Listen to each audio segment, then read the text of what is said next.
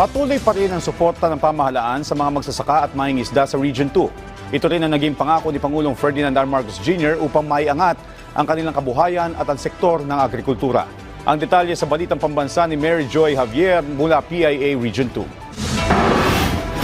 Pinangunahan ni Pangulong Ferdinand Bongbong Marcos Jr. at DAR Secretary Conrado Estrella III ang pamamahagi ng 26,285 certificates of condonation with release of mortgage at 1,170 electronic land titles sa ilalim ng split program sa Cabagan, Isabela. Mahigit 22,274 hektarya ng lupang pansakahan ang natanggap ng 21,964 Agrarian Reform Beneficiaries or ARBs mula sa Isabela, Nueva Vizcaya at Quirino. Sa kanyang talumpati, nangako si Pangulong Marcos Jr. na patuloy ang suporta ng pamahalaan sa mga magsasaka upang maiangat ang kanilang kabuhayan at ang sektor ng agrikultura. Nagpasalamat naman si Juan Banataw, residente ng Burgos, Isabela, sa kanyang natanggap na titulo ng lupa mula sa Pangulo. Yaman akin ni President na tinulungan na kami ti aming nabayadan na pati na kami, pisti na kami.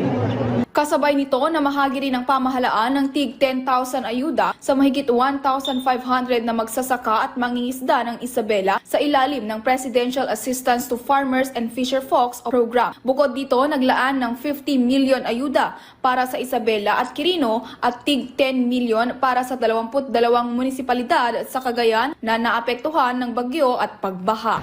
Ayon sa Pangulo, nakahanda ang pamahalaan na tumulong upang makabangon ang mga nasalanta ng mga nagdaang kalamidad.